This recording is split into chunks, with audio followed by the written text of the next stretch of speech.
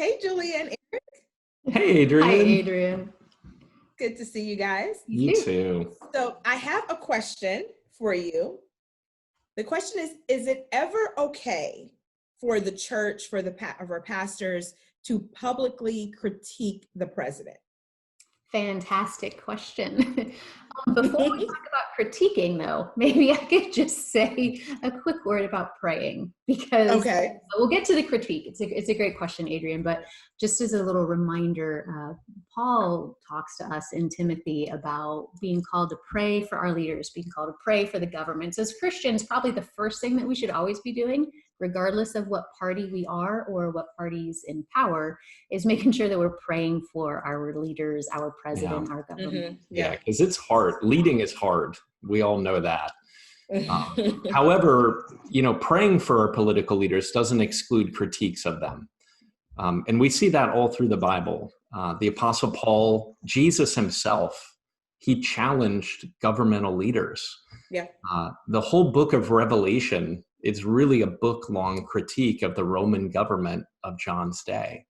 And, when you go back to the Old Testament, my goodness, if you get into the Old Testament, that's pretty much the whole prophetic voice of the Old Testament critique.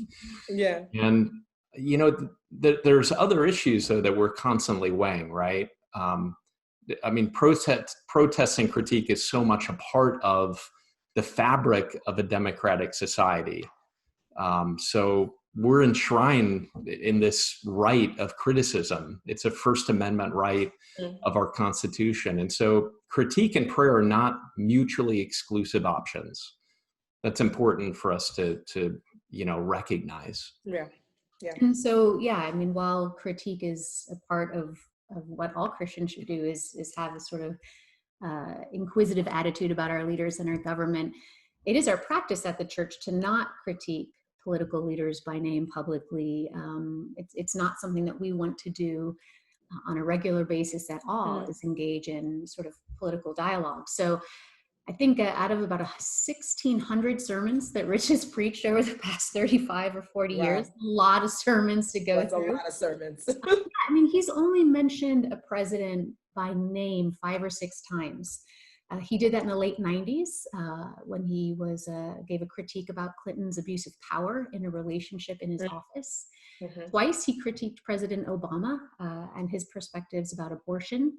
And then 2 times in the past, he's been critical of President Trump, most recently over the several months ago with some of the things that Trump commented on with regards to the race protests here in America, and prior to that with regard to events that happened in Charlottesville. Yeah. And critique of the president is not, it's, as Julia said, it's something that we would seldomly do. It's also something that we don't do lightly or flippantly. Our pastors rarely come out with critiques about any president, as Julia said. It's not our practice to lead with critique. We want to lead with hope, and we want to keep our eyes fixed on Jesus. We don't want to be bad news people. We want to be good news people. We have a conviction that when we do critique, it's with this recognition that it is part of the good news, that we want to fix and hold on to the good news that's in Jesus. But we recognize, Adrian, that folks in our church are all across the political spectrum, from Democrat to Republican, from very far right to very far left. And any critique isn't meant to alienate anyone. Everyone is a part of Vineyard Columbus and a part of our church. And so critique doesn't communicate that you can't be a part of our community. And so we want to talk about politicians as infrequently as possible, honestly, so we can talk more about Jesus and about his work in the world. So there you go. I think that's enough. I'll take that. That's a good answer. Thanks for asking, Adrian. Thanks, Adrian. Thanks for answering. We'll see you. Bye. Bye.